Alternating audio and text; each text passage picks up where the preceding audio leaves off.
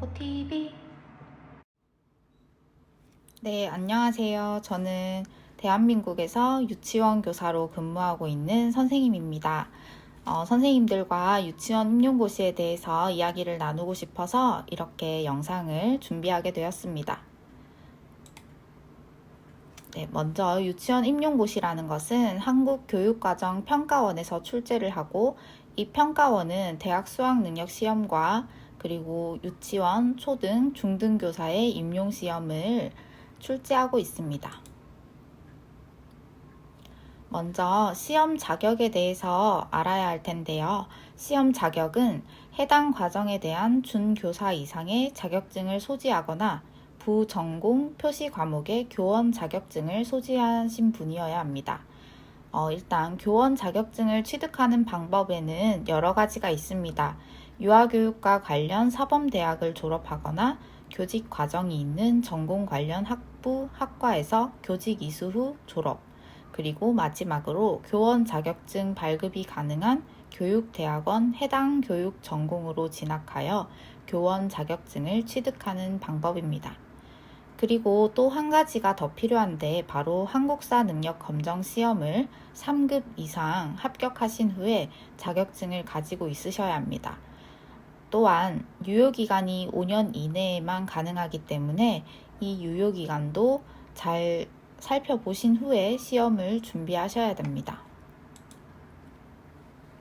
시험은 1차 시험과 2차 시험으로 나누어져 있는데, 1차 시험은 교직 논술 교육 과정으로 평가를 하게 됩니다.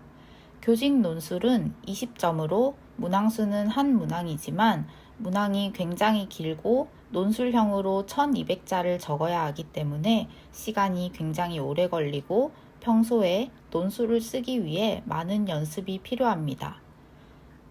그리고 교육과정은 A, B형으로 나누어져 있는데, 배점은 80점이니까 나누면 40점씩 이렇게 만점이 됩니다. 16문항 내외이기 때문에 A 8문제, B 8문제 이렇게 나누어져 있고, 시험 시간은 70분씩입니다. 객관식이 아니라 모든 문제가 기입형이거나 서술형이기 때문에 이 또한 기출문제를 보면서 많은 연습이 필요한 부분입니다. 1차 시험 후에 2차 시험을 치게 되는데, 1차 시험 합격자에 한해서 2차 시험을 치게 됩니다. 그 해 연도에 교육청에서 10명을 뽑기로 했다면 10명에 대한 1.5배수를 1차 시험에서 선별하게 되면 2차 시험은 그 10명을 이제 선별하게 됩니다. 2차 시험 과목은 심층 면접, 교수학습 과정안 작성, 수업 실현 이렇게 나누어져 있는데, 이것은 각 시도 교육청마다 다르기 때문에 시도 교육청에서 어떤 방식으로 2차 시험을 준비해야 되는지 잘 살펴보고 준비를 하셔야 합니다.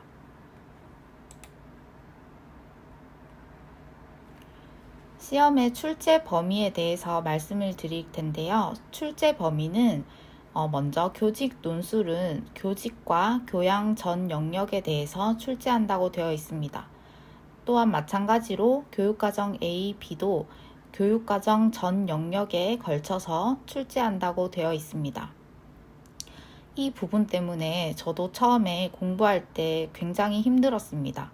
시험이라는 것은 어떠한 부분이 범위로 정해져 있어야 그 부분을 확실하게 공부를 하는데, 유치원 임용고시는 가장 어려운 부분이 출제의 범위가 딱히 정해져 있지 않다는 것입니다. 저희가 대학교 때 공부하는 발달 심리, 놀이 이론, 사상가 이런 부분은 무조건 이제 출제를 하지만, 정확하게 이 부분이 출제가 된다, 출제가 되지 않는다고 이야기해주는 부분이 없기 때문에 많은 부분을 공부해야 되고, 출제의 범위가 정해져 있지 않기 때문에 공부하는 사람이 주관적으로 어떤 부분이 중요하다고 생각하는지에 대해서 공부하는 방향성도 모두 달라지기 때문에 굉장히 난이도가 높은 시험이라고 생각합니다. 유치원 임용고시를 치지 않더라도 유치원에서 일할 수 있습니다. 공립과 사립의 차이점에 대해서 말씀을 드릴 텐데요. 공립은 먼저 한국사 능력 검정 시험 3급을 소지하고 유치원 전교사 자격증 2급 소지 후 선정 경쟁 시험 합격을 한 후에 발령이 나면 근무하게 됩니다. 사립은 일반 대학 관련 학과 졸업 후에 유치원 전교사 자격증 2급을 소지한 후에 원하는 유치원으로 취업이 가능합니다. 그리고 봉급에 대해서도 궁금하실 텐데요. 봉급은 사립과 공립의 봉급이 다르지 않습니다. 예전에는 사립 유치원의 원장이 재량으로 이렇게 바꿔서 하는 경우도 종종 있었다고 들었는데 요즘은 모두 유치원 교사 호봉표를 적용하여서 봉급을 지급하는 걸로 알고 있습니다. 그리고 이 호봉과 또 다르게 교육청에서 지원하는 지원금이 따로 있습니다.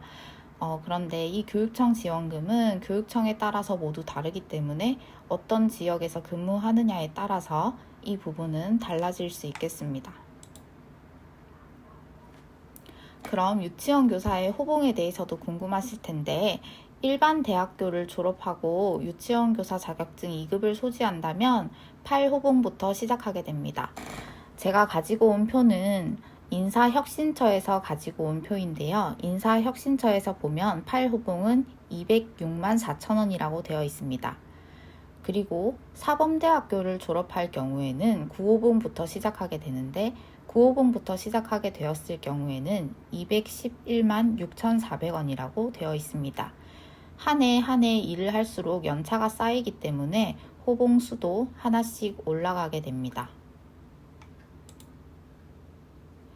유치원 교사는 이렇게 봉급 말고도 또 다른 수당을 받는데요.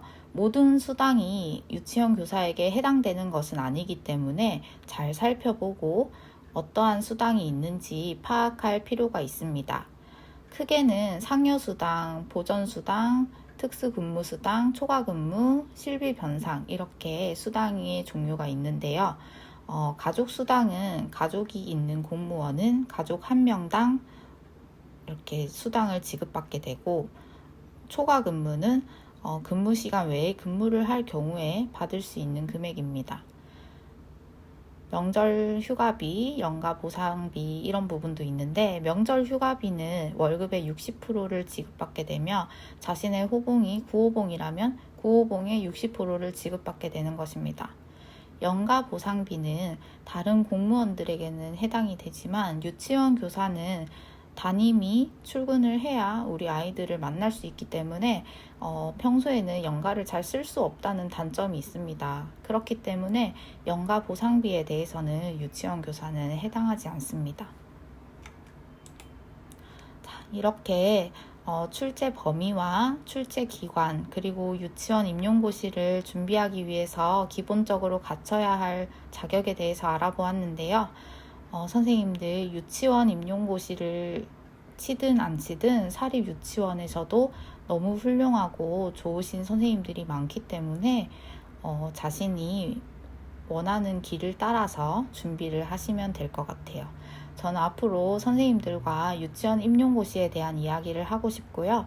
유치원 임용고시에 대해서 궁금하신 점이 있으면 언제든지 인스타그램 DM도 괜찮고 답글도 괜찮으니까 언제든지 물어봐 주시면 같이 해결해 나가도록 하겠습니다. 감사합니다.